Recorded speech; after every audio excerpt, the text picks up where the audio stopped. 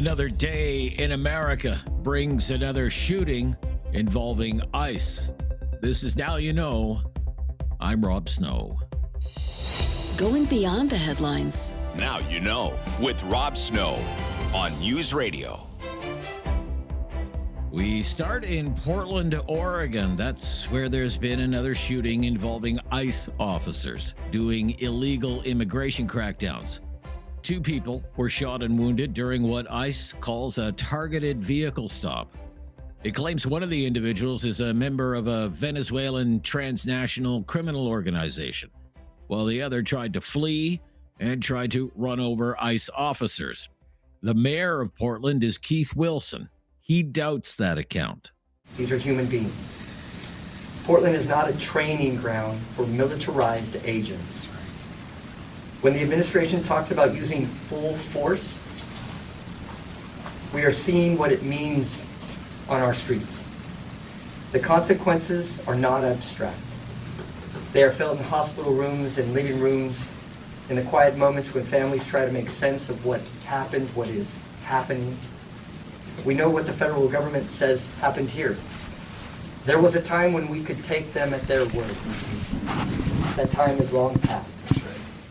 A man named Alex, who lives in the Portland neighborhood where this unfolded, became emotional when speaking to the news media.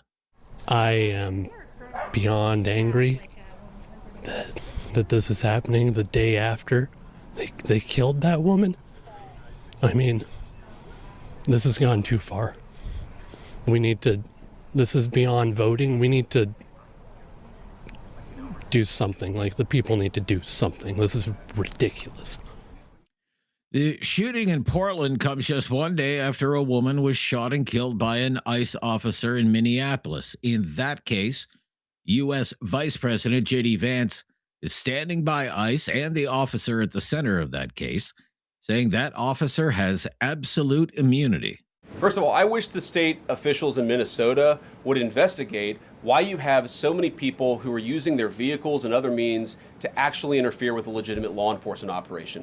The precedent here is very simple. You have a federal law enforcement official engaging in federal law enforcement action. That's a federal issue. That guy is protected by absolute immunity. He was doing his job.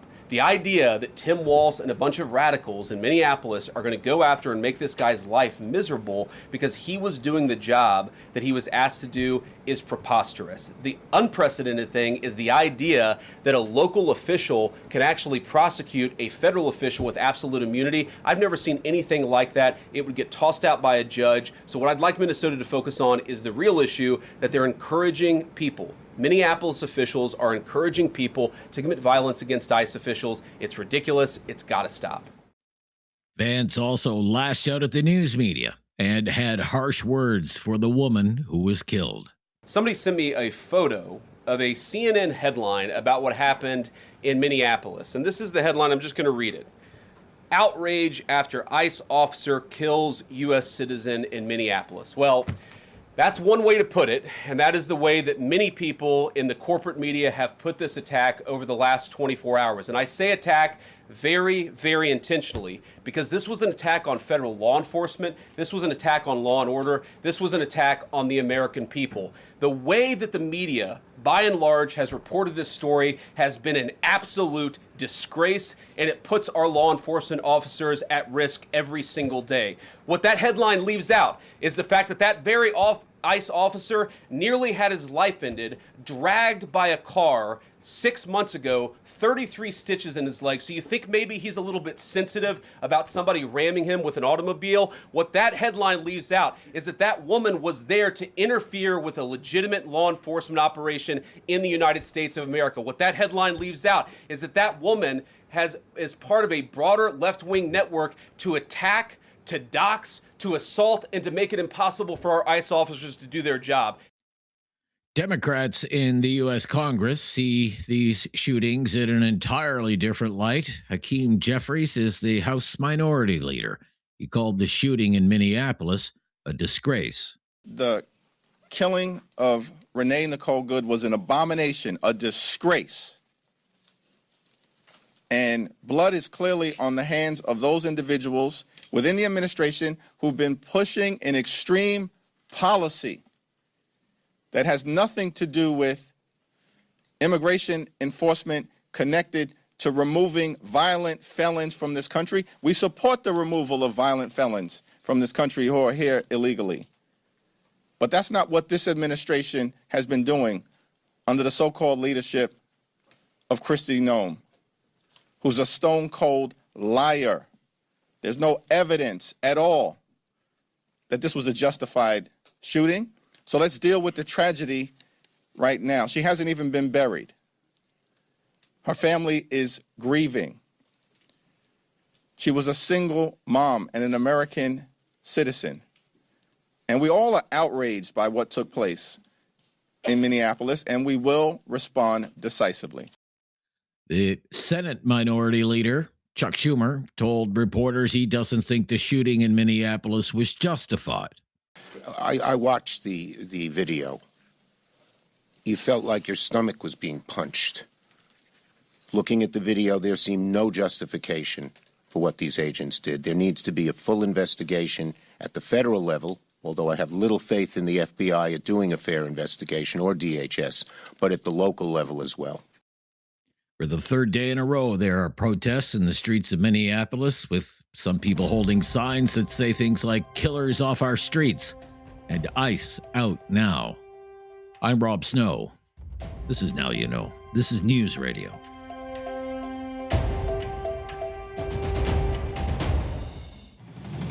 Now You Know with Rob Snow continues on News Radio. With our expert in communications, crisis communications, political communications, branding, and leadership, Barry McLoughlin is the president of TLC, Transformational Leadership Consultants, offices in Ottawa and Washington, D.C. Barry teaches at the University of Ottawa's Professional Development Institute and at Cape Breton University's Shannon School of Business. You can follow Barry on a Substack, listen to the podcast, and he joins us every Friday. Happy New Year. Happy New Year to you, Rob. Great to chat. Great to chat again and start another year of conversations with you, Barry. Let's talk about communicating in a crisis. This is a scenario. You're the mayor of one of Canada's largest cities, and the city's most important water main is broken for the second time in less than 2 years. And this time it's so bad, people are stranded in their cars. They need to be water rescued by first responders. So once more, as mayor, you have to plead with your residents to limit shower times to 3 minutes and only flush the toilet when necessary. So this is the situation facing the brand new mayor of Calgary, Jeremy Farkas, as mayor of a city of 1.8 million people. That's the situation. How do you command a situation like that and get your message through to people? Wow. Yeah. I think, first of all, you have to see the situation. It's the second time in less than 2 years this has happened. So people's trust in the municipal government, trust in the response is very, very low at best. I think, secondly, you don't know, even though it's a very challenging situation with no instant answer, it's very important not to panic the people. So he several times said there's a ticking time bomb below ground. It's a ticking time bomb, he said. Oh, my God. So the panic feel is there. It's the difference between being alert, prepared, ready, and being panicked. And I think he shouldn't be crossing that line. That'd be a very major point to me. I think, secondly, I'm a little surprised. I'm not hearing any mention of the province. Like, if we have a major thing in Canada, in Ontario, let's put it, whether it's a major, we've had the ice storm and so on, it becomes a team responding to it. I see no team. I see the mayor positioning himself, he wants the council to do this. He's taking the position that. So it appears to be there's a split on council, and he's on one side of it, and I presume councillors are on another, which we don't know what it is. So it didn't seem like a united front. And that's missing in all of this. It can't just be the mayor. I mean, he's brand new, and suddenly he's presented with this situation. If there is going to be a really lengthy time, yes, you have to. I see him at news conferences and that, but I don't see him out there on site. And maybe he has been, in fairness, but you got to be on site. We got to, see that the action is underway. Several weeks before we start doing this, we got to test for that. So it appears that it's not the kind of action people really want to see. So even though it's a very difficult situation, and we have to put that in perspective, and it's not fair to blame him for this, but I think he's got to keep in mind several of these principles as he really he's not only informing the community regularly and updating, but he also has to reassure them that we're on the right track to solving this. Yeah, but you would like to see him sort of with a yellow vest on and a hard hat, kind of at the site. You know that picture of like I'm on top of it, I'm right here, kind of thing. Well, whether it was the President of the United States, George W. Bush with yes, Giuliani, at 9/11. We know you can't sort of get in the way and start digging, but you do have to see for yourself, and through you, we in the city are seeing what you're seeing and what's going on. I'm not quite seeing that yet. Maybe he feels he's getting in the way, but if you're not there, you don't. If you're not there, you don't care. Is the slogan that's often used. So he's got to get in there and making sure that on our behalf, he's seeing with his own eyes what's going on here. I mean, the last time this happened back in 2024, it was a months-long thing. Like it lasted for the whole summer. People had to ration water, and there might not be an easy solution here. What if this lasts weeks and months? It will. How do you keep people? Yeah, right. Sure. It will last that long. There's no question. He is trying to get people to reduce water consumption as urgently as possible. Hence his panic-oriented kind of messaging. It's instant. You have to lower significantly, whether for going to the bathroom and flushing the toilet less often and shorter showers. These are all practical things. Yes, that's true. But there's the report just came out on the 2024 disaster. And lots of blame all around there. The mayor has inherited this, unfortunately, just at this time. But I think that we have to show that we can move more quickly, if we do the following things. And so it's, the if-then concept of messaging is very important. If we do this, then we can increase. If we do that, then we can improve. You've got to make sure that there's some hope built into your messaging. Yeah, and he did make sort of, and his officials have an appeal for, to the greater good. Think of first responders, think about what happens in an emergency, the water that's needed. What do you think about that, Barry? Yeah, I think that was the right thing to do. I mean, he's done a number of things right here. Let's be fair on this. Okay. He's not a one-man operation here. He is doing his absolute best, and people probably give him a lot of credit for that. But you can see that, he's managing expectations and managing perception. And you have to do both in a crisis. And so it's really important that he seems in charge, looks in charge, has put together a team that we are rebuilding our trust and confidence in. We lost it after 2024, so you need to recover it in 2026. Okay. When we come back, when the airline goes viral, WestJet's crampy seats. Barry's advised airlines before. What does he advise WestJet here? Being roasted on social media because of the lack of legroom in the ultra basic economy class. This is News Radio.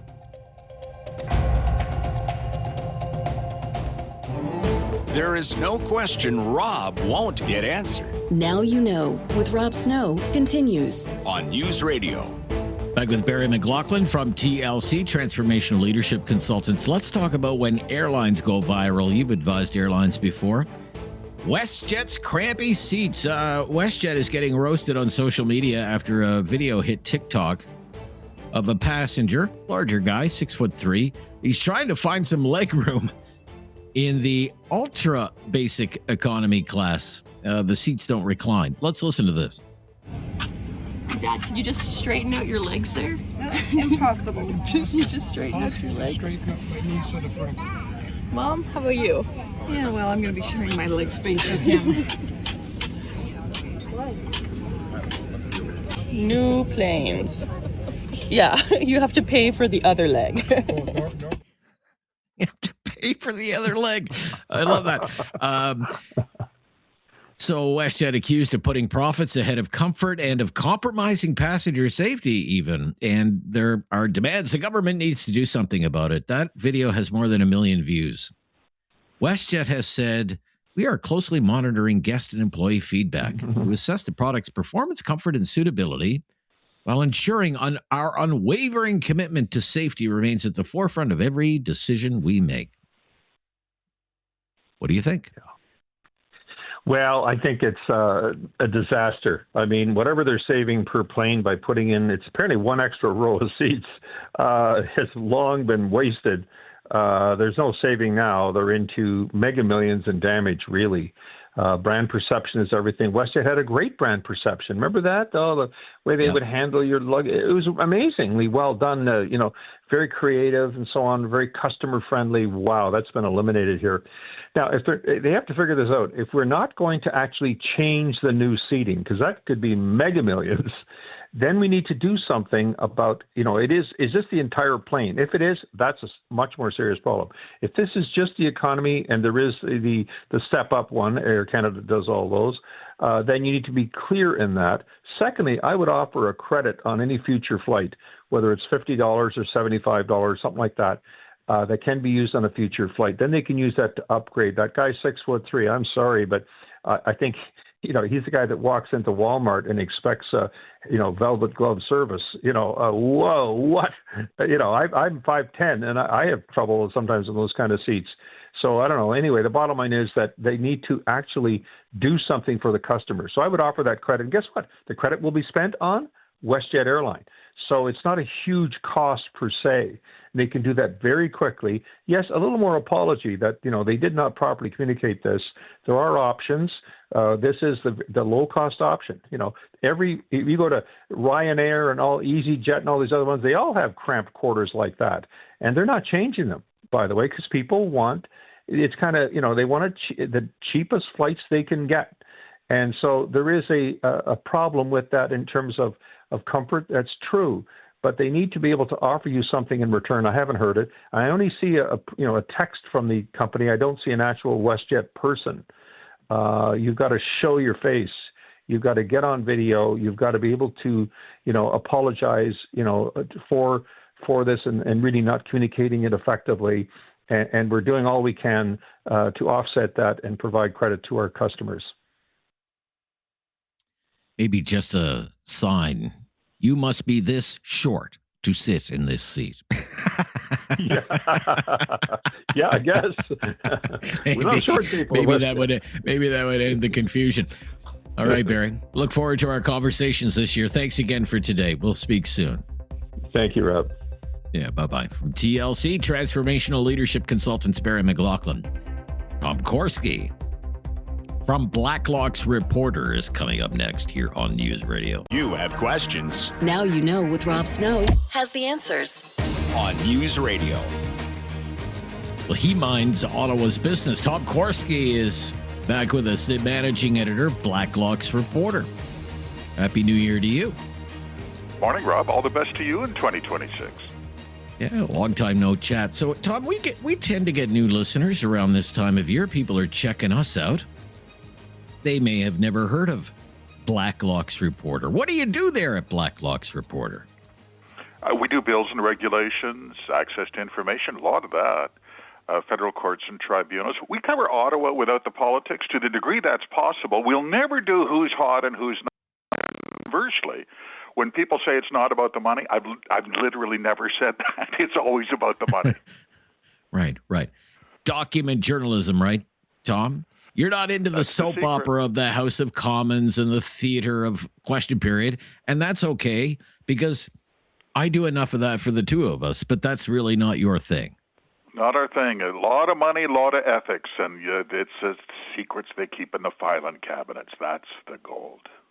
Yeah.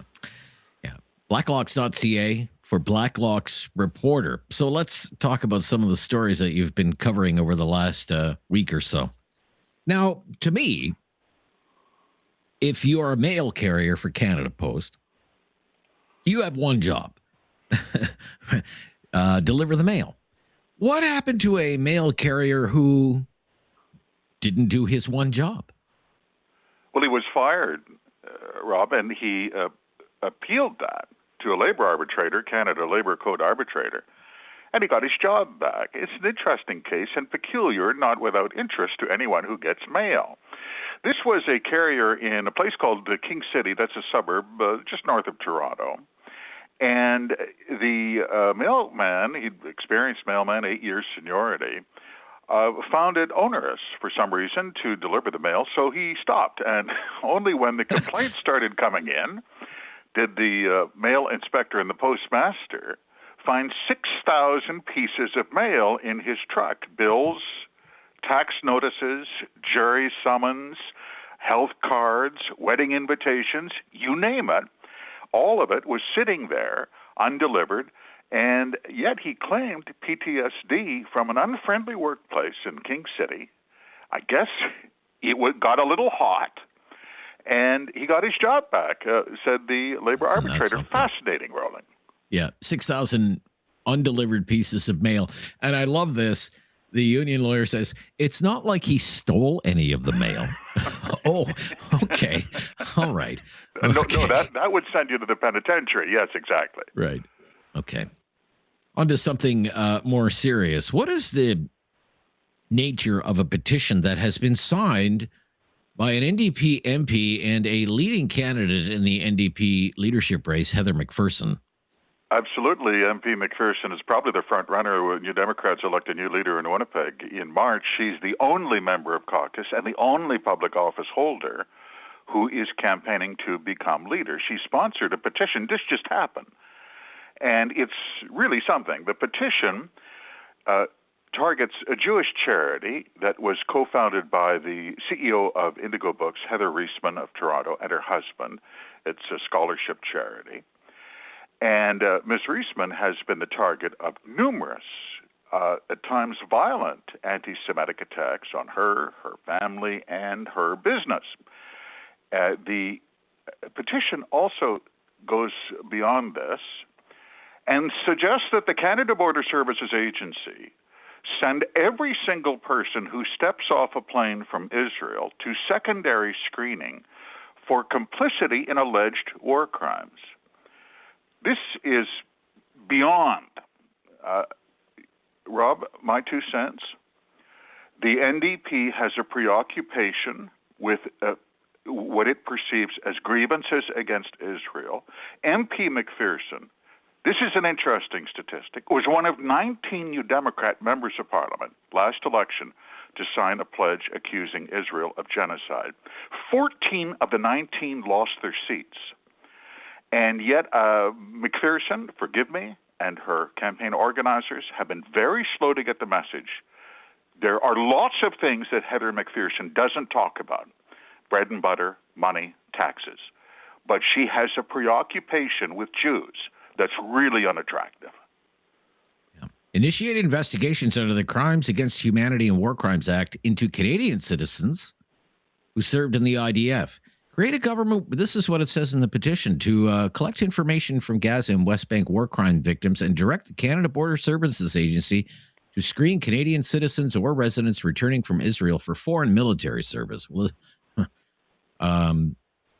military service in the IDF in Israel is mandatory for citizens of Israel, but nevertheless. You contacted her office. Did she have anything to say about that? No comment. They have national service in Israel. You are correct, Rob. And aside from all sense of revulsion about the themes on which this petition harps, you know, I thought politics was a beauty contest, but like I say, I'm just interested in the money and the documents. I thought the point was to get votes. They have the anti-Israel vote locked down, and they got 7 seats for it. They were the only party that campaigned in the last general election by accusing Israel of genocide twice in leaders' debates, French and English, and they got 7 seats for it. The point of this is not apparent. When we get back, what kind of cuts are we really looking at for the federal public service? Tom Korski is with us from Blacklock's reporter. This is News Radio. No question goes unasked or unanswered. Now You Know with Rob Snow returns on News Radio. With Tom Korski, the managing editor at Blacklock's Reporter. Tom, as you can imagine, a lot of buzz in Ottawa. It is the government town, after all. About pending cuts to the public service. What's known now about how deep those spending cuts will actually be? The Prime Minister said that he would cut the payroll by 10%, save $60 billion. I quote him accurately. And the Budget Office has been, after these figures, high and low, the Cabinet and Treasury Board have concealed them, in fact, in breach of an act of Parliament. They finally got some partial figures. 5 agencies and departments selected at random. Over 4 years, they're looking at about 2,000 job cuts. That seems like a lot until you remember these 5 departments and agencies have a payroll of 41,000 people. 10% of 41,000 is not 2,000. They're nowhere near what the Prime Minister said. And so the implication is, Rob, you remember the real cuts in 95 when the Liberal Finance Minister Paul Martin chainsawed 17% of the payroll. They weren't playing jiggery-pokery with numbers. It was that raw. Something's going on here. Okay. Well, AI might take a lot of jobs, maybe starting with weather forecasts. Tom, what do you know about that? Absolutely fascinating. This is a first. It's a notice from the Meteorological Service. That's Environment Canada's Weather Division. It says it wants to hire software, get paid software, artificial intelligence to replace, it's what they call their specialized team of bilingual weather forecasters who translate emergency bulletins on freezing rain, etc., into both official languages. They have to do it 24/7. And the Weather Office is saying maybe we could get machines. Maybe that would be the ticket. Wouldn't say how many people would lose their jobs or what they'd save. But that appears to be the future, Rob, is the replacement of these fairly straightforward and mundane tasks with artificial intelligence. Fascinating. Okay. I'm going to replace the lawyers just yet, though, I don't think, with artificial intelligence. The federal government the federal government does employ a lot of lawyers in the Department of Justice, as you can well imagine. But as well, there are some files that they will, what I would call, outsource because they don't have the expertise in, say, certain areas of law. So they will hire an outside law firm to represent the government of Canada. And that's great for those law firms. It means big billable hours. Big billable hours. How much? $600 million a year. It's almost $600 million, $567 million. And that even with the outsourcing, Rob, they have, I'm just rounding numbers, 1,000 lawyers on staff, 300 paralegals, and they bill an average 1.3 million hours each year. No one thinks of the Department of Justice as the biggest law firm in the country, but it is. And it is such a boar's nest that way back in 2016, Cabinet actually appointed a committee to get to the bottom of the financial and legal implications of straightening up the Department of Justice. That went nowhere. It is a rabbit hole of billable hours. It is truly stuck. $600 million, that's money. Yeah, it sure is. Why such secrecy about a consulting contract for one Government of Canada website? What is going on here with this top secret 10-year consulting contract? The Department of Public Works won't say, and it is odd, isn't it? We see this through access to information records. Canada.ca is the main page for the Government of Canada. If you want to look up a weather forecast, that's where a lot of people go. They want to renovate, refit, update, modernize that website and some 600,000 web pages. They want to hire consultants to do that. That's interesting. Cabinet said we have to save money on consultants. That's not going to happen. And they have imposed blanket secrecy on the terms of this bid for a 10-year contract to look after the government websites. We could not get information. Rob, it took almost a year to get this through access to information. They sent a contractor's notice way back last year What did they say? This is my favorite part. Manager wrote in an email, I quote him accurately, "We have determined our safest approach is to maintain confidentiality while sharing the requirements," end of quote. At one point, they asked staff, these are government employees working for taxpayers, to sign non-disclosure agreements. They actually looked at that. It's almost as if it's not public business. Yeah. It's just our website. It's incredible. It's a 10-year contract. We don't know who has been hired or how many different firms have been hired for that matter. If multiple firms have been hired, and we don't know how much the contract is worth. But it's Rob, incredible. as they say in the billable hours business, many a speedboat will be paid off on this deal. I suspect so. Yes. Yes. So that's it. Hold on, Curtis. Hold on. No, we're not done yet, Curtis. Curtis, hold on. Just one more. We're writing the obituary for the twisty light bulb. That's it for those twisty light bulbs, isn't it? It's over for them. Fluorescence, mercury poisoning. And effective January 1st, they are phasing in a complete ban on the sale, manufacture, and import. Ironically, the feds once promoted them as a climate alternative to energy-consuming incandescent bulbs. Big mistake. It is amazing to me how this has just come full circle in less than 25 years. Like 25 years ago, these were the light bulbs of the future. You have to get the twisty light bulbs, even though people hated them, didn't like how white they were, white and bright, and they didn't make people feel comfortable. Oh, but the planet, and think of energy conservation, all of this, you have to go with compact, the CFL light bulb, compact fluorescent bulbs, the twisty light bulbs. Now we're banning them. You can't import them because they're bad. They're actually bad for the planet. When 20 years ago, they couldn't give them away. They were giving them away when people didn't even want them. Yeah, it's Rob, it amazing is so bad that they issued guidances to what to do if your compact fluorescent breaks in the kitchen. Get the kids and the pets out of the room. Get disposable gloves. Wait 50. Don't use a vacuum. Well, everyone knows mercury lasts 1,000 years. It's unbelievable when next time you hear someone say, follow the science, remember the compact fluorescent bulb. All right. Great stuff, Tom. We'll talk to you next week. Thanks you, Rob. Again. Yeah, bye-bye. Tom Korski from Blacklock's Reporter with us every Friday. This is News Radio.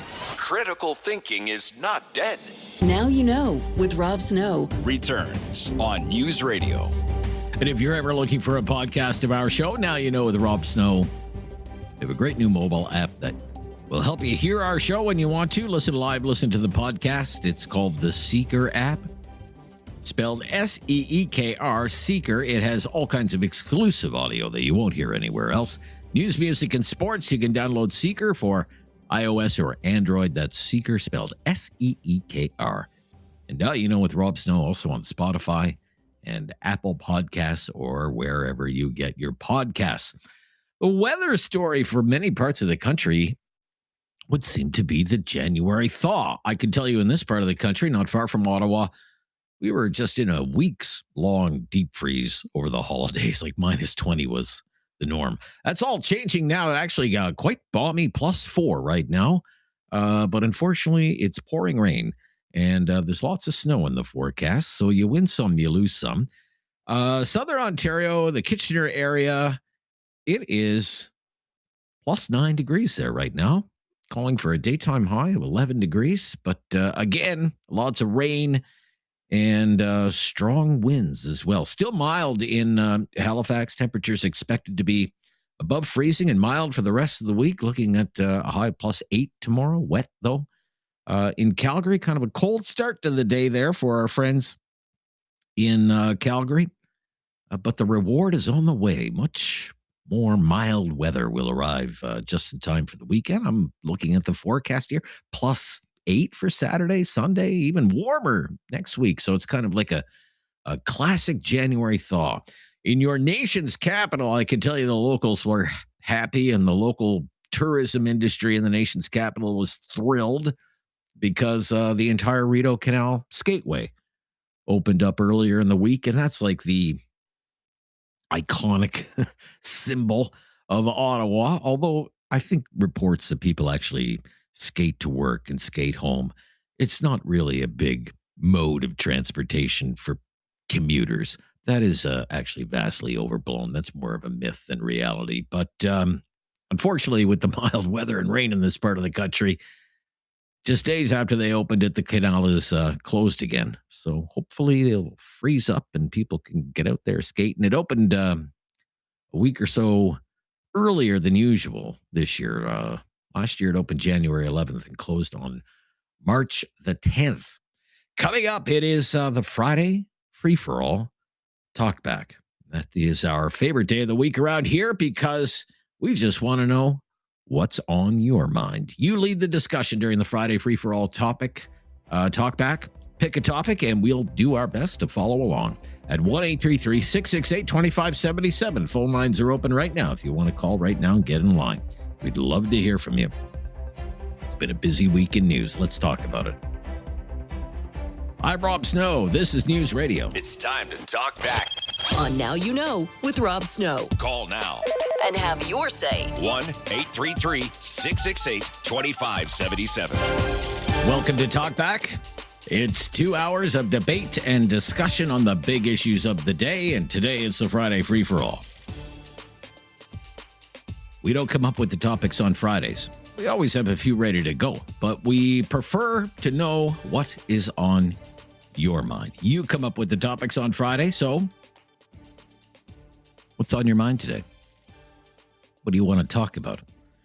If you want to talk about something that's been in the news, my gosh, you have your pick of the litter this week, don't you? There's always news. There's lots of news this week. And if you want to talk about something that you think should be in the news, you just feel free to raise it here, whatever it happens to be. Okay, serious, not so serious. We have a phone line for you, and all of our phone lines are open right now. Number to call, 1-833-668-2577. 1-833-668-2577. And as always, if you've never called before, just mention that, and we'll make your call a priority. Love to hear from first-time callers on Talkback. 1-833-668-2577. How's this one for a conversation starter? I think the scoop of the day, at least in Canadian politics, it has to go to the Ottawa Bureau of Politico. I'm telling you, folks, they have a heck of a story today, and here's what it boils down to. Why don't we start with this question? What would you think if the Trump administration became involved in the Alberta separatist movement and helped Alberta leave Canada? Because according to this report, that's what some Alberta separatists want. They want America's help to leave Canada. They want Trump's help to leave Canada. What would you think of that? 1-833-668-2577. According to the reporting from Politico today, the reason Prime Minister Mark Carney signed that MOU with Alberta is because he's worried about the Alberta separatist movement. This is all according to an anonymous account from a Liberal insider who was in a recent caucus meeting for the Liberals. This person, whoever they happen to be, says the Prime Minister, just before the MOU was announced between Alberta and Ottawa, gave a speech to his Liberal MPs and senators. And according to this account, he was so serious about this issue, the room was so quiet, you could hear a pin drop. Quote, it was a no BS kind of thing. And the speech was framed by Mr. Carney as, we need to do this, Liberals. We need to sign this deal with Alberta that might include a pipeline, not only because it makes economic sense, but also because we need to take this Alberta separatist movement seriously. It's a serious movement. That's never been reported before, that angle to the story. The concern the Prime Minister has about separatism on the rise in Alberta. But that's just one part of the story. The other part of the story is the organization known as the Alberta Prosperity Project. That's the group that's seen as the most organized of the pro-independence groups in Alberta, and it's collecting signatures right now. It has until May 2nd to get 178,000 names on a petition in support of a referendum. And I have been told by callers to this show, that's not going to be hard to do. They have rallies all the time, all across the province, and they're getting very large crowds. Here's where it gets really interesting. Story quotes a man by the name of Jeffrey Rath. He is a lawyer with this group, and he is a big fan of Trump. And this group, the Alberta Prosperity Project, has sent delegations to Washington now 3 times, claims to have met with people in the U.S. State Department at, quote, a very senior level. And let me quote right from the story. This is from Politico Canada. Very important story today. Quote, the movement is selling itself as pro-American in hopes of securing a $500 billion loan from the U.S. government that would help facilitate Alberta's seamless departure from Canada. Let me repeat that. The movement is selling itself as pro-American in hopes of securing a $500 billion loan from the U.S. government that would help facilitate Alberta's seamless departure from Canada. It's also, quote, requesting introductions to the U.S. Treasury Department and major financial institutions like J.P. Morgan Chase and Goldman Sachs to build a day one feasibility plan. What do you make of that? What do you make of that? Now, look, there's no indication in the story that any of these efforts from this particular group, the Alberta Prosperity Project, have made any headway in these efforts, trying to get, say, U.S. government backing or support from big banks on Wall Street. But apparently it's not from lack of effort. The story also mentions that the leader of this group, this has been reported already, the leader of this group has met with the leader of the Parti Québécois, PSPP, Paul Saint-Pierre Plamondon. This is the election year in Quebec. He's the front runner to become the premier of Quebec. He's promised to have a referendum in Quebec. And he's also promised that if Alberta separates, Quebec will recognize the independence of Alberta from Canada. So you have 2 separatist movements kind of crawling into bed with one another.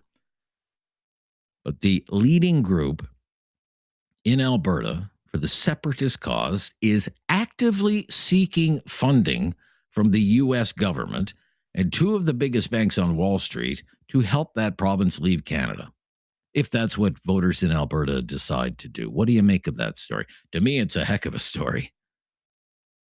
I don't know if this Alberta independence movement's going anywhere. I don't know if it's going to succeed or not. Doesn't look like it right now. But hey, $500 billion from the Trump administration, that could go some distance, I would think, in swaying a few votes. For those of you who support that movement, maybe you've signed this group's petition. What do you think of these overtures to the Trump administration? Requests for financial assistance. I thought you wanted an independent Alberta. Is that what you really want, or do you want to become the 51st state? For those of you who think this is all stuff and nonsense, what do you think of this organization reaching out, asking for money, asking for aid from the Trump administration and the big banks on Wall Street? And since the future of a united Canada is at stake for anyone else listening anywhere else in the country right now, what would you think if the Trump administration helped Alberta separate from Canada? Heck of a story. I had to read it a few times to take it all in. That other angle of the story is also very interesting, that a major motivator for the Prime Minister to sign a deal with Alberta is because he's worried about Alberta independence. I mean, if the Prime Minister is worried about Alberta leaving Canada, shouldn't we all be worried? Is it that serious? 1-833-668-2577. It's Talkback. It's the Friday free-for-all. It's News Radio. Have something on your mind you want everyone to know? Call now. Hello. 1-833-668-2577. It's Talkback on Now You Know with Rob Snow. Friday, free-for-all Talkback. Open line, open topic today. You take the lead. Let's go to Dave in Halifax up first today. Hi, Dave. Yes. Thank you, Rob, for taking my call, and weekend is upon us. This is, I find this is a very intriguing topic with the possible gathering or group of separation possibilities in Alberta. I mean, I have to ask myself, how did we get here in the first place? Like, why in a country that does, in my opinion, seem very divided? So how did we get here? And why? Now, to me, and I'll ask your opinion on this, if Alberta goes, we're toast. This country is done.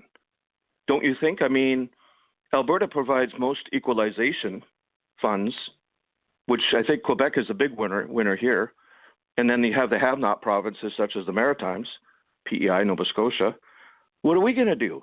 I mean, our future is toast without Alberta's equalization totals. It comes from Alberta, let's face it, mostly from Alberta, to the rest of the have-not provinces. We are done. So how did we get here, Rob? How do you think we quote unquote got here?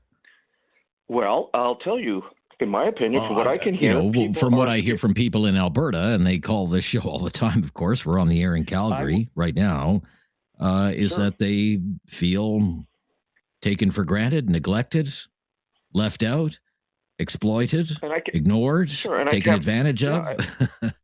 And it's not just, the last 10 years under Mr. Trudeau. It was under Mr. Chrétien, all the way back to Trudeau Sr. Well, the last 10 years is a nail in the coffin, is what I think, and a continuation of it.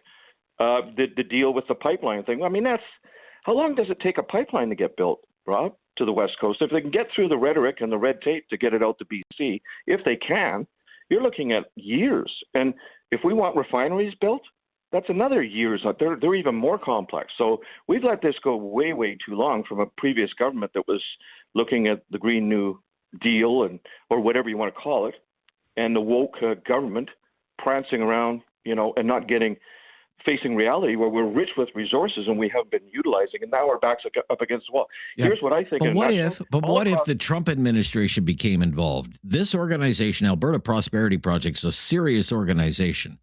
Okay, very well organized, rallies all the time, as I said, and they're packing the place. Okay, actively reaching out and asking for aid from the Trump administration. What do you think of that? What if the Trump administration became involved in this? Well, because I'm kind of keep my mind open to the possibility of becoming of the 51st state. Now, I'm out here in Nova Scotia, and my father fought in the Second World War as an American and died, basically. So I am a little bit more patriotic. But don't put it by Trump not to do that. And he's a businessman, and and by the way, Rob, I think nationally, when I hear people on your show and our local show here, people are frightened, they're angry, and they're strapped. And I think that speaks out to most people in this country right now. So we could be on the verge of something. Thank you very much, sir. Bye-bye. Yeah, staying in Halifax. Doug is in Halifax. Hi, Doug. Hi, Doug. Good afternoon, Rob. Yeah, good to hear from you, Doug. I can't agree more with the caller just ahead of me. I feel strapped. I'm a heavy equipment mechanic, 69 years of age. I'm still working because I'm afraid of what new taxes are going to come out and what a hell of a retirement that would be. I would love to see the entire Maritimes get together and leave Canada if Alberta and Saskatchewan goes, because I think it's Nova Scotia gets $3 billion a year in transfer payments. If that goes, this province will be bankrupt within 3 to 6 months? Okay. Well, what makes you think, though? What makes you think the Atlantic provinces would do, say, better as, I don't know, some kind of, regional country or something as opposed to being part of Canada? Like, how do you see that working? My father told me during the Depression era, it was the Maritimes that kept Upper Canada fed. And then slowly after the war and everything else, everything was taken away. As in my trade and who I used to work for, I saw the amount of gypsum that was going out of the Maritimes, New Brunswick, Nova Scotia. We had, 5 huge gypsum mines. And I used to see 2 vessels leaving Halifax every week, not to mention down in Hansport, Little Narrows, Georgia Pacific. And where did it all go? It went to the States. And I used to say, why don't we have those processing plants in Nova Scotia? I saw, I think it was Bob Vila had a show one time, and he was saying all this beautiful gypsum comes in as an ore at this end of the factory, and a mile and a half later it comes out as finished wallboard, which is sold throughout the world. That should all our raw materials have been sucked out of it. I work at the local container pier, heavy equipment mechanic. We're owned by a Chinese consortium. We are an economic engine of Canada, the container piers. Why does our government allow all this foreign ownership to be taking over our raw materials? Okay, all right. And to go with the idea, and it's only my opinion, but if from Labrador to Nova Scotia, we were to join the States, the 200-mile limit from the United States would go all the way up. There'd be no more foreign fishing fleet in our waters. So you actually think Atlantic Canada would be better off leaving Canada? I'm not encouraged to hear that. I don't know if I've ever heard that from anybody in Atlantic Canada before. What a start to Talkback today. Wild. 1-833-668-2577. Lots of lines available. Lots we can talk about. It's been a busy week in news. Have your say on anything. This is News Radio.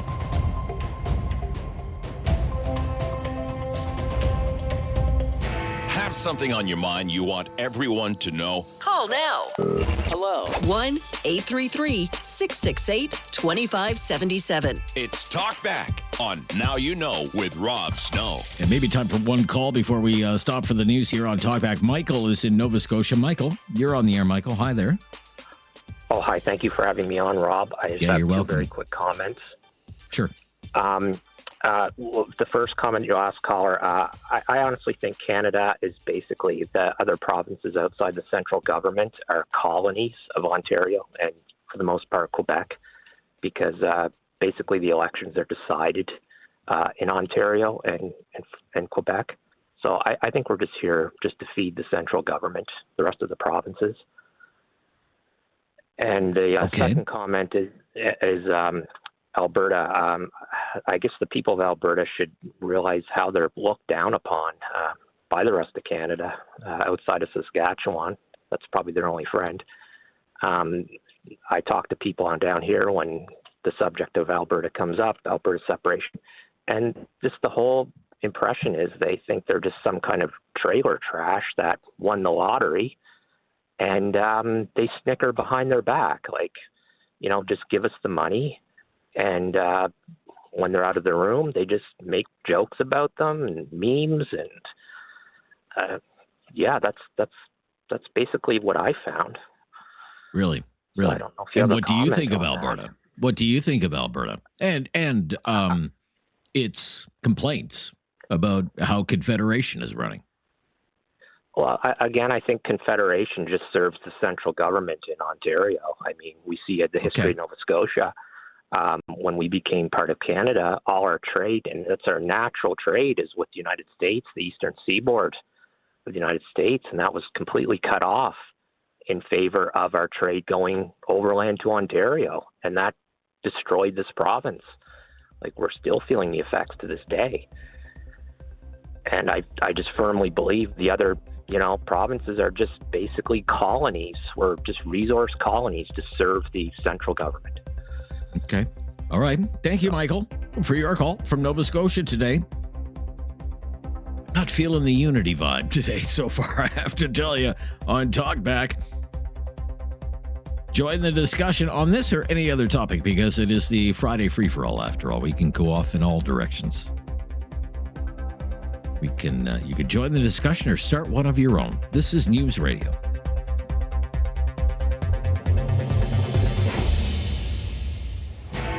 something on your mind you want everyone to know? Call now. Hello. 1-833-668-2577. It's Talkback on Now You Know with Rob Snow.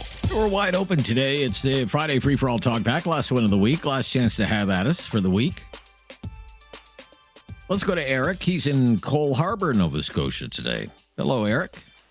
Hi, Rob. How you doing? I've got a comment good. to make. And I got 4 points to make in it, but I'll just make them one-sentence points. First of all, referring to Dave from Halifax there, I enjoy his comments when he gets on your program.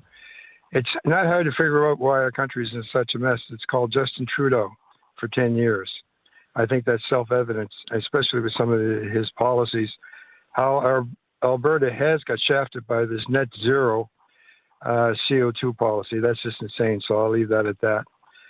Second thing we got to do to improve our health system is to clean up our food supply.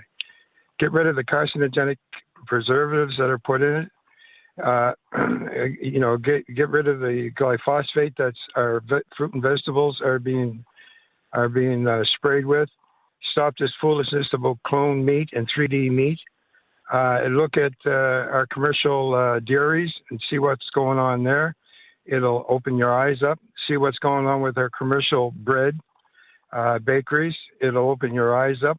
And then I mentioned one time in your program, let's look at olive oil that's not olive oil, honey that's not honey, maple syrup, as you brought up one time, is not really maple syrup the way it should be. Coffee that's not coffee, butter that's not butter. If you want to clean up the health system, clean up the food supply, and I guarantee you, at least 60 or 70% of the disease that we have, particularly from diabetes and having overweight children, is crazy. If we're going to have a government of the people, let's have a government of the people for the people, not for the elites. The other thing is, I'm really tired of hearing about Trump. I'm sick of it. You blame him for, not you personally, but everybody's blaming him for everything in the world. It's insane. What he did in Venezuela is legitimate in my view. When you have a person in charge of a country who has these people eating out of garbage cans, and it's the richest country in the world in terms of natural resources, it's not tolerable. Let's get our poor people that are sleeping in horrendous conditions rough. Let's get that cleaned up. And if we're going to have immigration, sure, welcome the stranger, but do it legitimately and do it with proper processes. It's not fair to all those people that come here and they don't have a place to live, and they're being taken advantage of. I'm just really tired of hearing about Trump. And actually, this guy was talking about people here that make fun of Alberta. I don't hear that in Nova Scotia. I don't hear anybody saying that. Well, they better not be saying that in Nova Scotia, because for most of my lifetime, Alberta has been the job creation engine for a lot of people in Nova Scotia. I know a lot of them. Exactly. I know a lot of them. Members of my own family would only be able to put food on the table for their families if it wasn't for the oil sands in northern Alberta. I can tell you that right now. If there's anybody that does that, maybe they're drinking too much wine. I don't know. But anyways, listen, Rob, if the last thing I'll say, and thank you for your time today. If you look at Trump in his first term, before COVID, he had the American economy humming. Let's look at Trudeau, and let's look at Carney. What are they doing for our economy? Nothing. I'd rather have Trump running and his advisors running our economy and then what we got there right now. But that's just my personal opinion. Well, let's wrap it up there for the week. Thank you. Staying in Nova Scotia, popular destination, Canada's ocean playground. Keith is in Nova Scotia today. Hi, Keith. Yeah. Good afternoon, Rob. Thanks for having me on your show.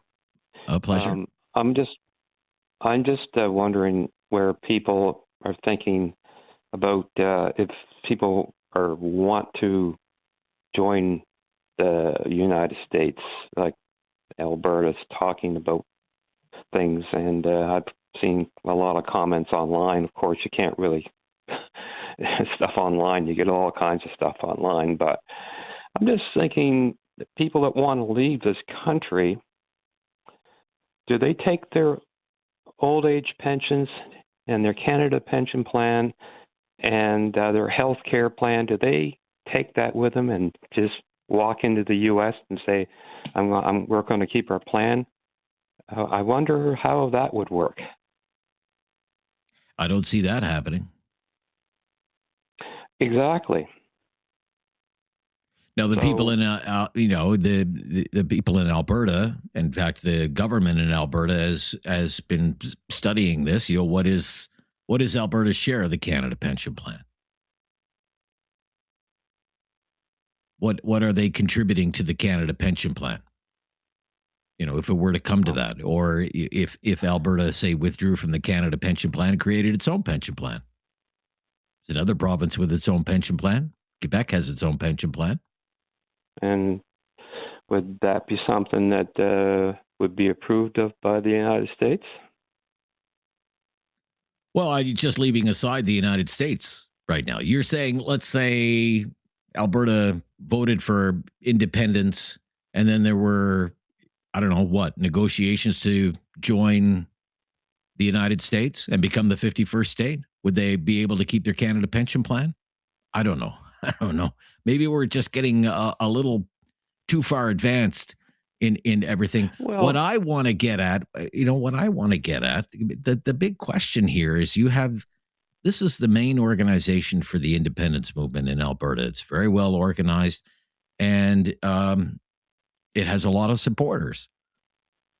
And I want to know what people think about this organization saying it would like to get a $500 billion loan from the U.S. government to help with Alberta's seamless departure from Canada, and how it would like to get help from Goldman Sachs and J.P. Morgan to come up with a feasibility plan to break up this country. I'm surprised at the lack of calls from people in Calgary about this. Surely to goodness, this is of some interest to people in that part of the country. I'd love to get a comment on it today, because it's in one of the top political publications in Ottawa, that this is actively happening in our country right now. Unfortunately, I can't comment on that because Okay, I do not know enough about it. And I have to go anyway. Keith, thank you. Read the story on Politico if you want to know more about it. Carney's Alberta problem is the headline. Carney's Alberta problem. This is News Radio.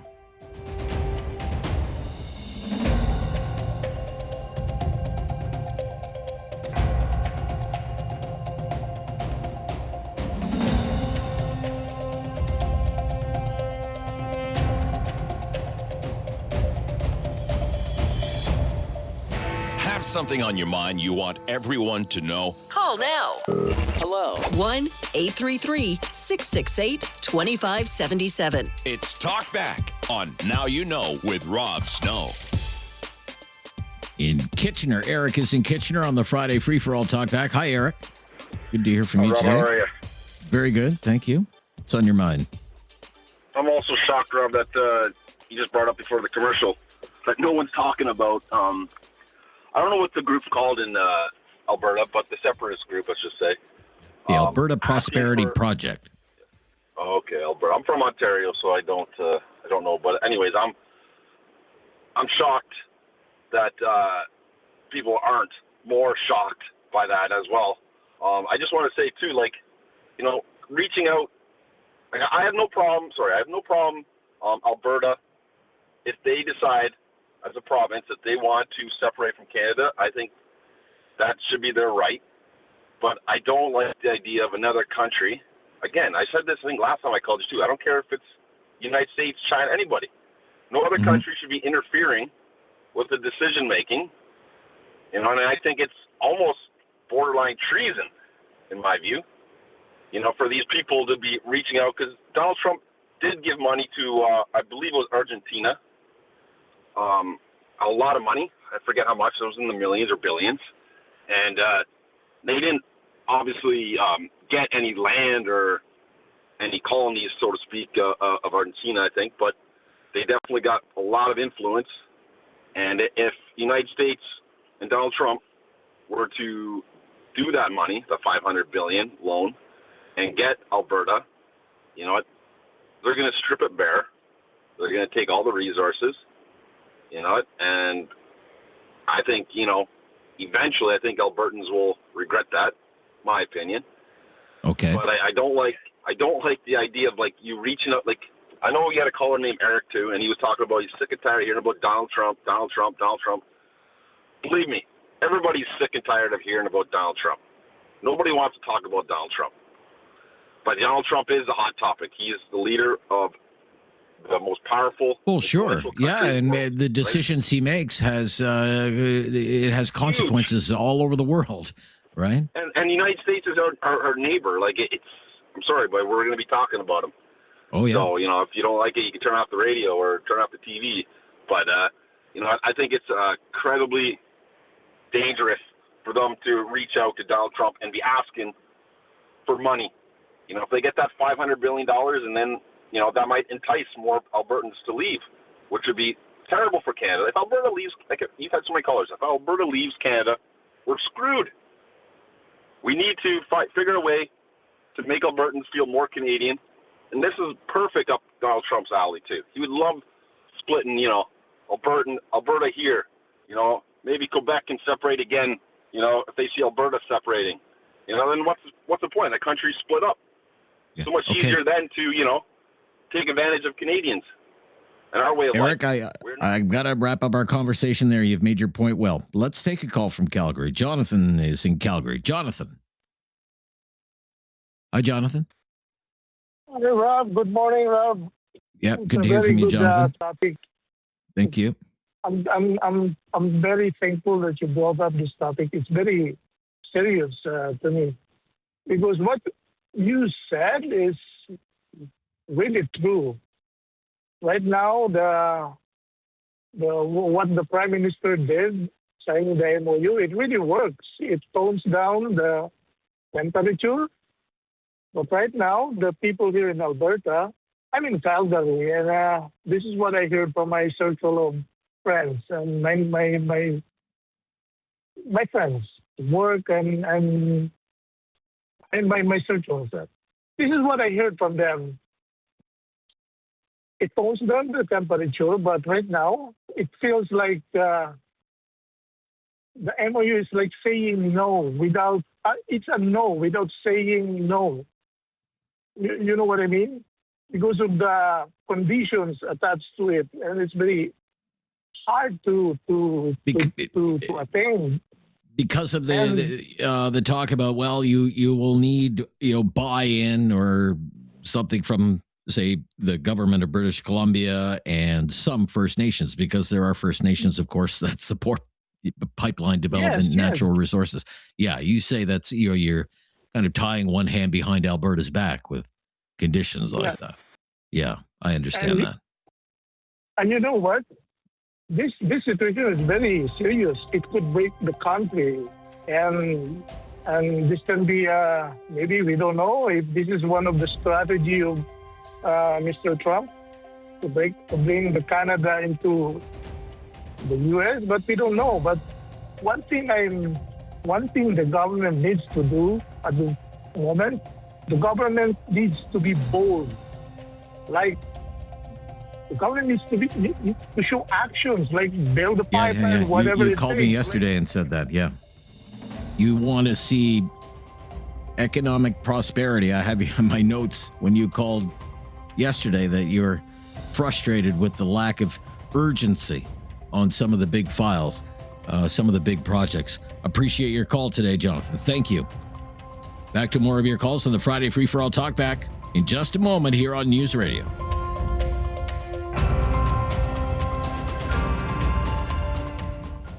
Have something on your mind you want everyone to know? Call now. Hello. 1-833-668-2577. It's Talkback on Now You Know with Rob Snow. Tyler in Calgary on Talkback. Hi, Tyler. What's on your mind today?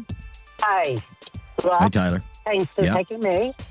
Listen to this so many years, but I get sick of Alberta. Okay, what I mean, say if Alberta right now, you have your own country. You have your own everything. Okay, now, what you going to sell your resources? What you going to use your currency?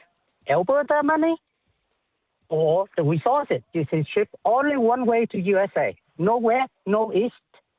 When the USA says no, so what you going to do? You put the root in your neck and somebody hang it up. That's it. You're dead. Alberta is dead, not Canada. I've been here for 45 years. I'm really happy we get independent right now. We used to dependent to U.S. Say, take light bill? Yes. No. Shut up. You're dead. Why we still want to do? Like, we together. It's united. Together is strong. You separate it, you kill yourself, not the country. Guarantee it. Okay. And the past couple of guys, they say, oh, yeah, you died it. No. You have only one stream, sell your resources to USA. Well, according to the So report what in you the do? news media today, the Alberta Prosperity Project, at least this person within the Alberta Prosperity Project, this Rath fellow who's a lawyer, believes that Alberta would be better off with closer ties with the United States than Canada. Quote, we want to convey to them that we will be a very, very strong ally and partner to the United States of America. I guess they see their future better, closer ties to America would be better for Alberta. No, the way I see differently. Okay, when you join with USA, okay, now say Canada vs. USA, the war. Who you going to shoot? Alberta going to shoot Canada? You take out your arm, you're going to shoot Canada to kill them all? Or Canada going to kill Alberta? Can you do that? Simple as that. Say the war started tomorrow. I tell you the truth. I'm immigrant from Vietnam. My dad from China. Start the war. I'm not going to kill Canada. I tell you exactly what I'm going to do when they start a war. How do you do that? You are your own family, just like husband, wife, and kids kill each other. Oh, my God. How the Alberta think about that? And the lawyer go in there. Yeah, it sell Alberta only $500 billion. It's so cheap. I tell you the truth. If I have money, I buy Alberta right now. $500 billion, so cheap. Oh, okay. All right. Have to wrap up our conversation there, Tyler. Thank you. I mean, maybe we're getting way ahead of ourselves. It's one person who has comments about the Alberta independence movement. The Alberta independence movement, maybe it has the support of 30% of Albertans right now. So maybe, we're getting way ahead of ourselves, but it's in the news today. But I wonder how many people who go to the Alberta Prosperity Project rallies know that the organization wants to get money from the Trump administration, a $500 billion loan. What do you think of that? I mean, that's it's pretty big to me. That's pretty big news. And they want help from the Wall Street banks to build a day one feasibility plan for leaving Canada. They want help from the U.S. Treasury Department to make that happen. Pretty big story, if you ask me. This is News Radio. It's time to talk back. On Now You Know with Rob Snow. Call now. And have your say. 1-833-668-2577. Welcome to hour number 2 of Talkback. It is our Friday free for all, so it's open line, open topic. You can take the conversation wherever you want it to go today. We'll do our best to follow along. Let's get right back to it with Sam in Lunenburg, Nova Scotia. Hi, Sam. Hey, Rob. How's it going? Goes very well, sir. Thank you. Good. Hope things are well with you there. Yeah, all is well. It's Friday, so I'm happy. Good stuff. I actually just wanted to rewind to yesterday. I was listening on the drive home. Your question of the day was, what do you think the biggest problem facing our country is? That was the question, right? Something along those lines. What's the big issue? Yeah, the big issue. And I kind of wanted to raise what I think is one of the big issues that's facing our country and a lot of countries in the world right now. And something that I don't think really gets talked about a lot, definitely not in the media, but overconsumption and just our consumerism addiction that we seem to have in this culture. I think that really is an underlying reason for a a lot of the issues we're having. I think that, consumption and greed kind of go hand in hand, and it's just the culture we live in where it's, take what you can, like in business, in pretty much everything. We kind of have that mentality. So, just an example, with food, I mean, we hear a lot about how expensive food has gotten in the last few years, and we hear inflation, and we hear the carbon tax get blamed a lot. But when you look at the fact that, corporations like Loblaws, food prices have been reaching all-time highs, have been raking in like record-setting profits, it kind of makes you wonder, like, maybe it's just price gouging. Maybe it's just greed. Yeah. That's causing a lot of our issues. I've put that to people who really know the grocery industry, and they say we're not being ripped off at the grocery store.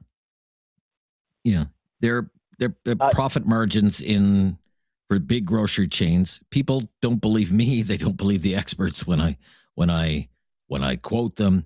Profit margins in the grocery business are razor thin, like pennies on the dollar. Like Lolbobs would say it's 3 cents on the dollar. It's a lot of dollars. All the numbers are big because it's a big company. I think Loblaws might be the biggest employer in Canada, as a matter of fact. Employs right for a private company. I'm open to believing that, but okay.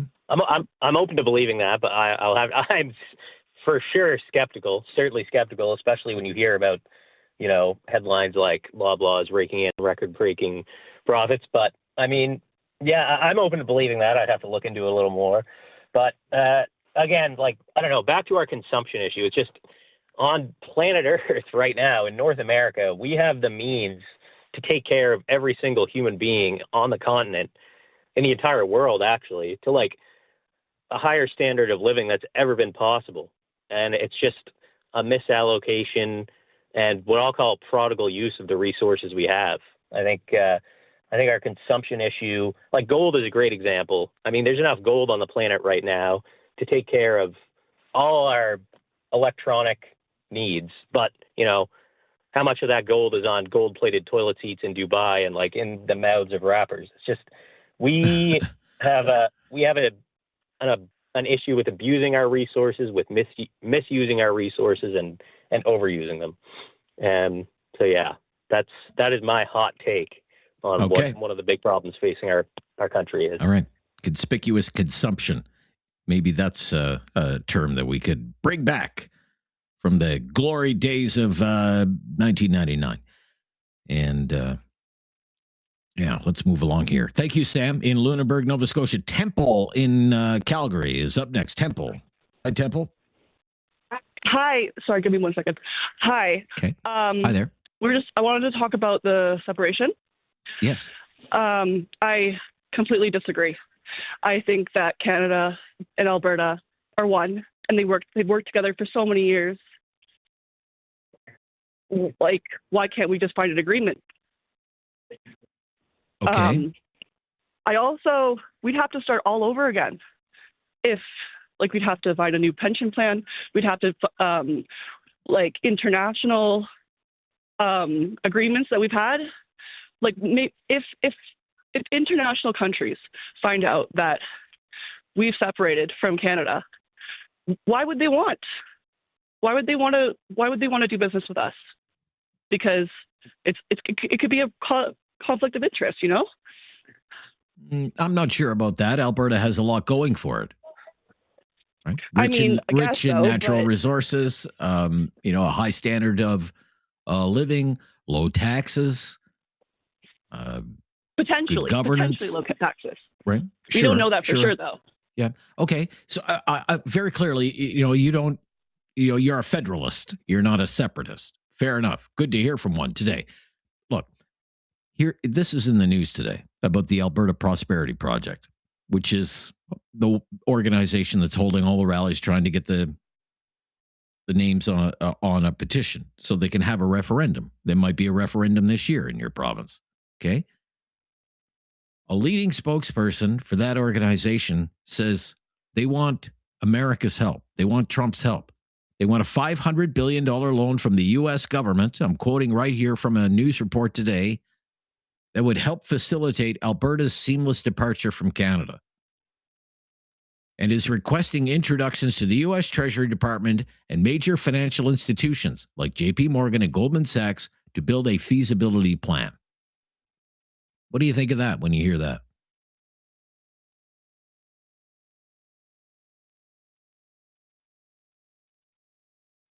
I think we lost her. That's too bad.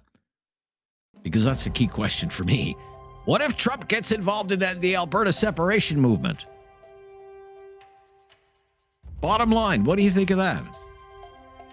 Because it would seem to me that the Alberta Prosperity Project has been doing some big reaching out, going to Mar-a-Lago, going to Washington, doing the rounds, knocking on doors, bending ears of people in Congress, in the Trump administration. This is News Radio. Have something on your mind you want everyone to know? Call now. Hello. 1-833-668-2577. It's Talkback on Now You Know with Rob Snow. Back to Nova Scotia we go. Al is in Nova Scotia on the Friday free-for-all Talkback. Hi, Al. How you doing today? I guess you're doing okay. Having a good day? Everything's good here. Al, how are things with you? Good. I'm in Nova Scotia, and it looks like it's April. It's really nice. Anyway, you've had a pretty mild winter there, I must say. Yeah. My inquiry today basically is the Trump thing about the 51st state. I'm a Canadian, and I'm from Nova Scotia.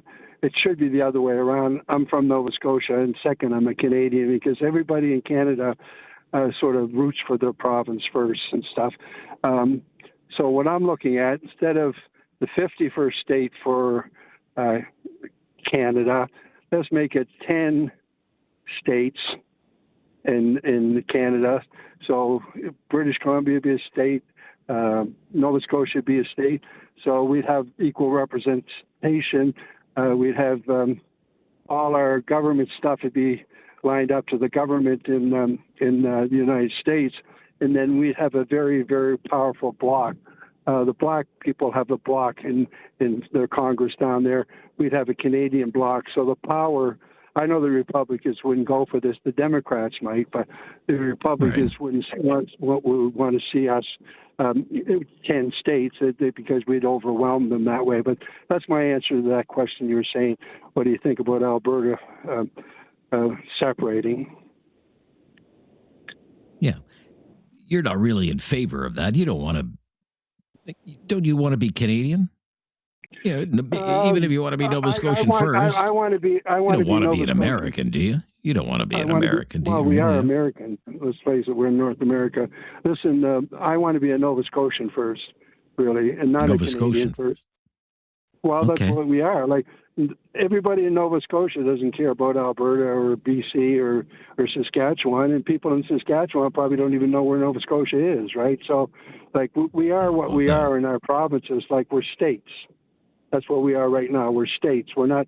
We are a country, right? But we don't get any representation in Nova Scotia. With an American style, we would get some kind of representation, and we'd have more representatives in their Congress than the bloc of Canadian. Imagine 10 Canadian states, the power that would have in the American government. It's hard for me to appreciate what you're saying. You could argue that you maybe even have outsized influence in Ottawa, sir. Every single member of parliament that you sent to Ottawa is a member of the governing party right now. Did you ever try to deal with your representative and try to get things changed in your life? It doesn't happen. It just doesn't happen. There's no way that happens. I've had issues. I brought it forward to my representative. He said I'll get something done. It never. And do you think that situation would improve if your capital was in Washington and not Ottawa? I think what would happen is we'd have more representation, more stronger representation, because of all of Canada would have, more representatives going to Washington. We'd have more, whatever the other government institutions have going to Washington. Yeah, I don't know. I just look It's at a it hard like sell for me. Thank you, Al. I got to move along. Let's go back to Calgary. Brian's in Calgary. Thank you, Brian, for calling. You're on. What's on your mind, Brian? Yeah, hi, I'll keep it fairly quick today. To me, most of that, the separation that you heard in the $500 billion or whatever it was, to me, that's mostly noise. But I think it's noise with the idea to keep a little bit of pressure on Carney to keep his promises, and make sure that we're treated as a fair province. But certainly, if the pipeline gets built, I think that'll dissipate, and if it doesn't get built, I think it'll grow. Okay, so these are remarks that are maybe used for leverage. I certainly believe so. To me, it's just noise. Just noise. You know, the more outlandish comment you can make, the more press you're going to get. And I mean, there's probably a small higher percentage of people that think that Trump is a human being in Alberta than the rest of Canada, but not much more. And you know, the opinion of moving to the States. I mean, I've got U.S. nephews that I think would rather be Canadian, either in California, you know. So again, as I pointed out, you know, these claims are made. We're seeking $500 billion. We want the backing of Goldman Sachs and J.P. Morgan and the U.S. Treasury. You know, these claims are made by this person from the Alberta Prosperity Project. There's no indication they've made any headway with these efforts. I did point that out earlier. So yeah, and I don't think, like I say, that's why I think it's just noise. You know, I'm a member of the UCP party. I voted for them, but there's no way I would support this kind of stuff that just came out today in the news. All right, Brian, thank you for your call. If you're on the line, hang on the line. Won't take too long to get back to you. On the Friday Free for All Talkback, I'm Rob Snow. This is News Radio. Have something on your mind you want everyone to know? Call now. Hello. 1-833-668-2577. It's Talkback on Now You Know with Rob Snow. Compier, Alberta. Robin is up next on Talkback on the Friday Free for All. Hi, Robin. How are you today? Very good, Robin. How are you? Good. How long did it take us to build Canada? We do not want to tear Canada apart in no shape or form, and I don't care what anybody says. We have to, and your callers have all been great opinions today. We have to keep this country together, and we'll have small problems always, and there'll be things to solve. But we have to keep it as one united country. We can't be splitting it up, going one way or the other. And like that fella said, he's got relatives in the States that they like things about what we have up here in some ways, and we like things that they got down there in some ways. But it's not all perfect.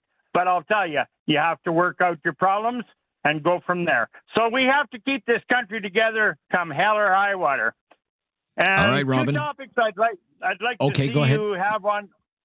All two right. topics, Rob, I'd like to see you have on your show is poverty, and the other one, well, I won't talk about it right now, but if you could have something on there about poverty and have people phone in, we have to solve. If we can spend, the Liberal government should be made to put the money back in the pot. A few years ago, if the news media is right, $92 billion in the spring, $127 billion by fall.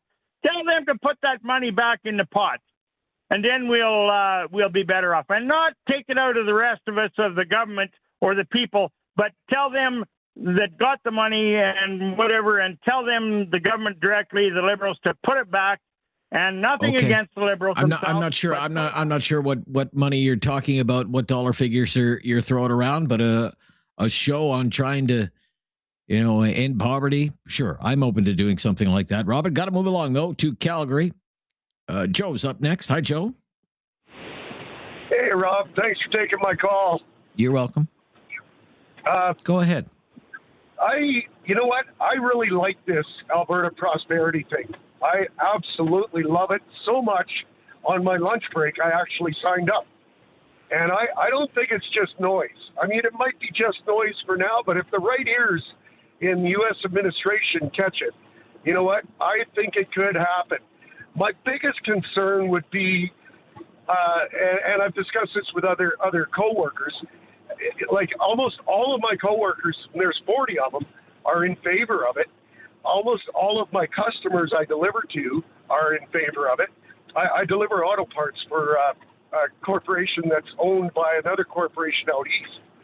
So my biggest concern would be what would happen with us going forward, should something like that occur, as well as healthcare.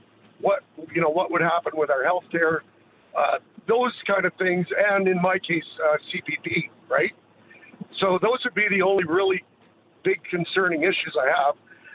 And there's one more issue. Okay. Let me ask you. Let me just jump in here because we're a little tight on time. Yep. Do you want to have an Alberta passport, or do you want to have an American passport? Do you want to be Albertan living in an independent Alberta with Canada all around and the United States down there, or do you want to be an American? Just what do you want to be? American, because honestly, I think that talk of separation and becoming our own independent country is absolutely foolish talk, because we would realize how completely and utterly landlocked we really are. I think that's a dumb idea. I think separating from Canada, joining the States is the thing that should happen. And you know what? This country has been falling apart for decades. I'm 61. I've seen it crumble and crumble. It's time for it to fall apart. Hate to say it. Time for it to fall apart. Okay. I'm not ready to give up just yet on this country. Thank you, though, for your call. Sad to see you go. This is News Radio. Have something on your mind you want everyone to know? Call now. Hello. 1-833-668-2577. It's Talkback on Now You Know with Rob Snow. Yeah, welcome to it. It is the Friday free-for-all, but the situation with Alberta, the independence movement in Alberta, has been the dominant topic today. That's because of a news report that I referenced from Politico, from the Ottawa Bureau of Politico. Yeah, very interesting story today. It outlines a very interesting Liberal caucus meeting that happened in Ottawa just before the Prime Minister signed the MOU with Alberta, and that a major motivation for the Prime Minister to strike a deal with Alberta Premier Danielle Smith is because he's concerned about Alberta separation. And the source telling Politico that this is how the Prime Minister started the meeting, by talking to his Liberal MPs, his Liberal senators, and saying, we have to take the Alberta separation movement seriously, that it's a real thing. Lots of people support it. And that this is part of the reason, not only because it makes economic sense to make the most of Alberta's oil riches and build a pipeline to the West Coast, but the country could be at stake. We have to try and keep the country apart. We have to take the Alberta separatist movement seriously. And then there are several quotes from a man named Jeffrey Rath, who's a lawyer with the Alberta Prosperity Project, which is the major organization organizing right now to get signatures on a petition and have a referendum this year on separation. It has sent delegations to Ottawa 3 times, claims to have had meetings with people at the highest levels in Washington.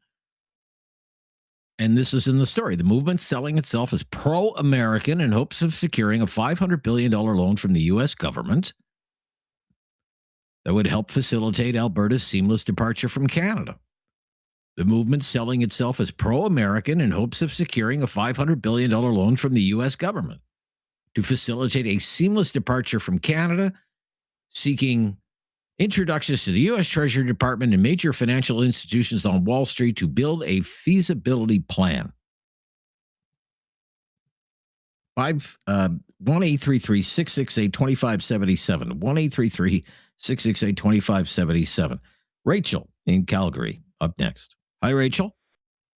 Hi there. Hi, Rachel. First and foremost, I want to say I'm a very proud Canadian, and what I think this Alberta Prosperity Project is so short-sighted, and the people who support it are short-sighted. The economic uncertainty of leaving Canada would be decades of legal disputes over borders, resources, treaties. We would have less political influence in the States than we do in Canada. We would be exposed to higher federal taxes if we were part of the U.S. And we would lose our universal health care. And the fact that they're asking for $500 billion, that's more than Canada's federal deficit. It's just so short-sighted. I don't know what planet these people are on, honestly. Okay. Thank you for your call on the topic. Zach in Calgary up next. Hi, Zach. Hi, Rob. How are you? Very good, Zach. Thank you. Well, Danielle Smith said herself in an interview with, I think it was Ezra Levant years ago, that the APP was the nuclear option. And if the U.S. puts a 500 billion pound sum on the scale, it's over, which is why the media and the liberals are preparing the information blitzkrieg right now. Okay. There's also, okay. These are comments from this individual in the Alberta Prosperity Project, though. This is what he has told this news outlet, that this is what they're trying to do, right? And there's also a separation sentiment in Saskatchewan as well. They just aren't as noisy, and this would be existential to Canada. We all know it. Mark Carney knows it. Albertans are a very hopeful and hardworking people with a very strong identity that's almost unique from Canada, which is why so many of them feel more solidarity with a foreign country than their Eastern counterparts. Again, I'm very sad to say that. But really? Elections you don't think people in Atlantic Canada work hard? You don't think people in Ontario work hard? I never said that. I'm in Quebec. I work hard. I never said that. I never said that you guys didn't work hard. I just said Albertans are very hopeful and hardworking people, but they feel that their identity, their unique identity, they feel more solidarity with a foreign country sometimes than Eastern counterparts, which is not how it should be. I don't feel good about saying that. Very good. Very good. What do you think, though? What if the Trump administration, say, became involved in the independence movement in Alberta? What would you think of that? They actively supported it. I don't know if I don't really know personally how I feel about it. I know that it would totally tip the scales, just practically speaking. And I think a lot of Albertans would resonate with that because, you know, a lot of Canadians actually have a hard time understanding because their political control is so centralized. But states, even if Alberta became a state, they have way more sovereignty legally, economically, and freedom-wise than provinces. Like states are in control of their, you know, laws when it comes to criminal codes, all those kind of things. Okay. So you think you would have more autonomy, more sovereignty. Do you want to be American? Well, I am very proud of Canada and its history. And my great-grandfather, you know, fought in World War II. And I hold a deep respect and love for that. And my patriotism is for what he fought for. You know, he fought under different flags. He fought under a different national anthem. The values he fought for are different. It's something I struggle with personally. I don't know. I'd maybe put myself in the category of a reluctant separatist because I do have a strong tie to what Canada was. But I don't know if the Canada now is the same Canada that we're in, to be frank with you. And even just looking at the history of Canada, you know, in the 1960s and 80s, it's a different country, even how we run the country. Okay. Thank you for your call again, Zach. Good to hear from you today. I have to stop here. Ken, hang on the line. Dalen as well. Take more of your calls as we make our way to the finish line of the Friday Free for All Talkback here on News Radio. Have something on your mind you want everyone to know? Call now. Hello. 1-833-668-2577. It's Talkback on Now You Know with Rob Snow. Ken in Cochrane is up next. Hi, Ken. Welcome to the Friday Free for All. How are you doing? Very good, Ken. Thank you. What's on your mind? So this whole subject about Alberta separation, I mean, it's something that we've talked about before, and you've talked about on your show before. There's an interesting article, coincidentally, in the Western Investor entitled "Alberta Separation Movement is Growing and Getting Younger," says a poll. So there's a research company that the survey suggests that rising appetite for independence and U.S. annexation by Mario Canseco. Mario from Research Co. Yeah, okay. All right, I'll check that out. I haven't seen that. So there's a number of things that are kind of, there's a confluence of a number of different things that are happening. And if you think that Trump's comments, since he took office about Canada becoming the 51st state, are now sort of gone away a little bit. They really aren't. And if you think about and a publication that I mentioned to you a few weeks ago, the National Security Strategy that was published in November in the U.S. Yeah. Really, everything that the U.S. is doing in the U.S.'s mind is it's doing to be strategic, and if it doesn't happen to the U.S. Benefit or the interests of the U.S., then it's not going to happen. So if you look at what's happened in Venezuela right now, yes, I mean that's nice to go and get Maduro, and it looks good in the U.S. press. But from a strategic perspective, I think that was also done to put more pressure on Canada, and we're not going to feel that in the near term. But when they start pushing oil out of Venezuela, and I think that's going to happen faster than anybody believes. I kind of believe that the economist that you had on a few days ago is right with respect to this. I really believe there's going to be a push on that. It's going to try and drive the Canadian dollar down, increase inflation in Canada. It's all a part of trying to get Canada to submit. And at the same time, you might recall that I think it was on CNN or Fox News, where there was a number of people around a table explaining to Trump that there was this separation effort in Alberta, and if Alberta goes, then Saskatchewan will follow, then Quebec. Basically, it's to drive Canada apart. I think that all of this is happening at the same time. It's not by accident. I do believe that the Alberta Prosperity Project will get their money if Trump is prepared to. Well, if Trump is prepared to buy Greenland, why wouldn't he try and assist in helping a separation effort in Canada? And if the U.S. government doesn't overtly give that money to that group, then I'm certain that it will come through an NGO. Great money. Great money. Yeah, great money. Sure. Yeah. So, okay. All right. That's interesting because there was such a scenario in the Globe and Mail this week. A lot of people kind of laughed it off, including Professor Ian Lee. He laughed it off. My friend Brian Lilly from the Toronto Sun thought it was a big joke. Let me read this. Thank you for your call, Ken, in Cochrane today. A plausible scenario for U.S. application of military force against Canada to seize our oil resources goes something like this.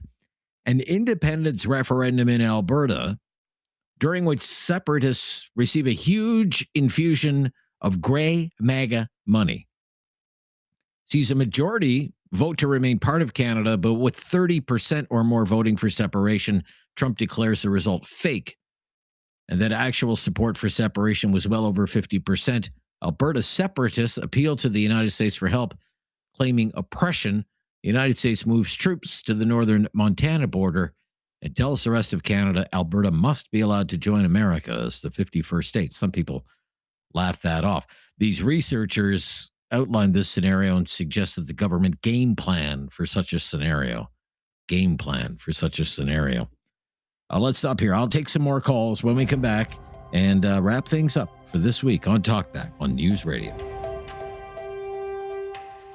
Have something on your mind you want everyone to know? Call now. Hello. 1-833-668-2577. It's Talkback on Now You Know with Rob Snow. Dalen up next on Talkback, the Friday Free For All. Hi, Dalen. Rob, how are you today? Thanks for the call here. Yeah, my pleasure. What do you want to talk about? Good, yeah. Just more to kind of comment. I just think the whole rhetoric behind Alberta separation, whether it be separating from Canada or joining the United States, it's just, what's the ends, right? Is the ends to just all become American or just to not all become not Canadians anymore? Apologies, I'm out of breath. That's okay. It's just funny that the same group of people, from the past of, well, if you don't like how this province is, or if you don't like how Canada is, well, you should just leave, right? I'm sure we've all heard that sentiment before over the last few years, but how does that shoe not fit on the same foot, right? If you think that Canada is in such a bad spot, if you think Alberta is in such a bad spot, if you want to be American so badly, if you want American support and American money, go be American. Leave the rest of us alone. Like, I consider myself a moderate in Alberta, which is very rare, considering the color of this province. But why drag the rest of us down, right? It's a 30% quote unquote support for this Alberta Prosperity Project, maybe roughly, more, maybe less. Yeah. How much of that is real support? And like you said, in light of this recent news that we're pandering for American money, well, how many of those people actually want that, right? So I don't believe that the true number is 30% of all Albertans. Being from small town Alberta and now living in the bigger city, Calgary, I see a lot of both sides of the argument. I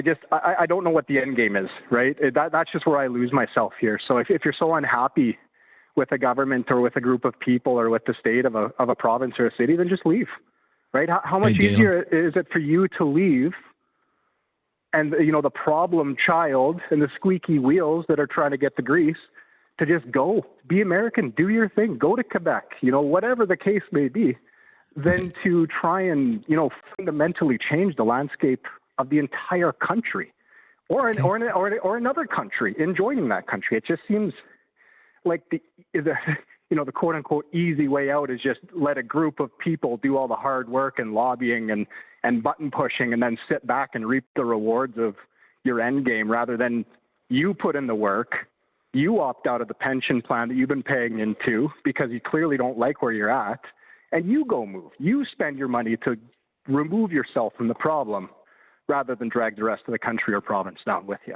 right? Gotcha, Dale. Well said. Thank you for your call. Good call. We only have about a minute and a half left. Let's go to Kitchener, Ontario. Dwayne. Hi, Dwayne. Hi, Rob. How are you? Very good, Dwayne. Tight on time, though. First, the thought of those ICE people and everything coming up to Canada, that is complete madness. I think Canada needs to stop with this divisive politics. I mean, I'm not against conservatives. I think they're great people, but the way Poilievre is so combative, I think we need to bring the country together and just stop with the divisive politics. They're taking pages out of the states from that, and I think those individual people should move to the states.